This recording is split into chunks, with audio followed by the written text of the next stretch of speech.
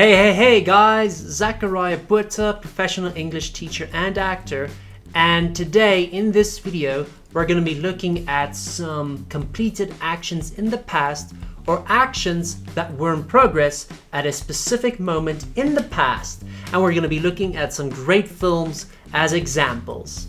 So folks, let's go for it. And as a surfer, he explored the beaches of Southern California.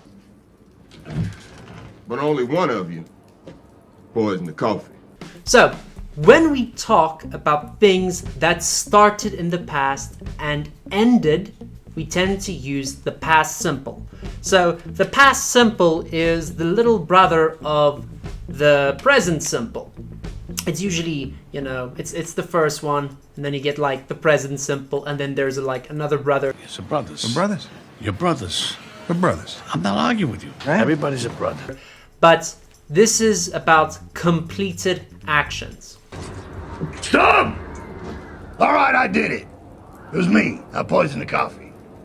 So it's something that started and it ended. It's done. It's finished. So that's the past simple. He died.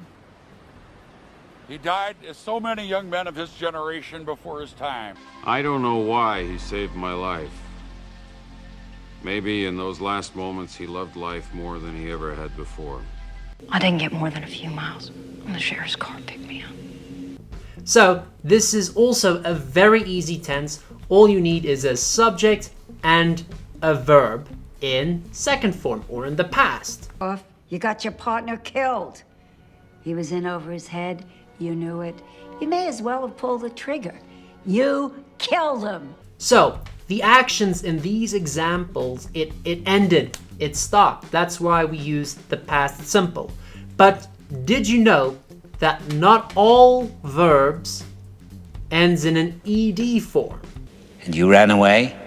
Because you almost drunk at your own damn self. This is what we call irregular verbs. It doesn't end on an ed, it has its own ending in the second form, and it varies verb to verb. In your wisdom, Lord, you took him. As you took so many bright, flowering young men at Hill 364. These young men gave their lives. So did Donnie. What's important is that these actions are completed. It's done. It's finished.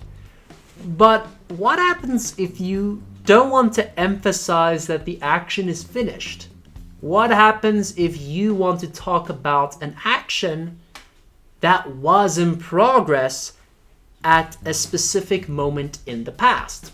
I was sitting on that side of the room playing Silent Night on the piano. What did you see? Lambs. They were screaming.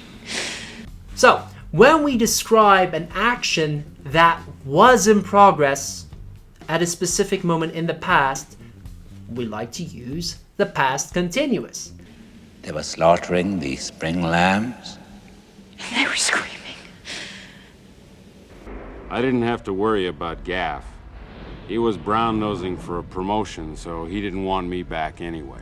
The past continuous is almost identical to the present continuous, except for two things. One, it's in the past. Two, the auxiliary verb, the helping verb to be, is in the past form. So instead of it being am, is, are, it would be was or were. You're my brother. We use the past continuous to talk about events or actions that were in progress in the past. And if you were to bundle the past simple and the past continuous together, you can label them as narrative tenses. And narrative tenses is very interesting. These are tenses that you use when you tell a story, when you narrate something. I didn't know whether Leon gave Holden a legit address, but it was the only lead I had, so I checked it out. My mama used to make stew. And it always tasted the same, no matter the meat. Uncle Charlie, he made stew too. No matter the meat, it always tasted like Uncle Charlie's stew. So, for English students, when you talk about the past, do you want to talk about a completed action, or do you want to tell us about an action that was in progress? So I take it you deduced the coffee was poisoned while you were murdering the old man? Yes. So folks, that is all for today. Thank you so much. If you've learned something new about English grammar in movies or how English grammar affects what we want to say to each other, then subscribe to this channel, click that notification button, and maybe write a question in the comment section. And folks, if you want to practice English with me, maybe you want to practice some general English, maybe you want to talk about movies and English literature, then click on the link in the description down below and I'll see you at my next class. Folks, you have been awesome. Peace and love. Bye-bye.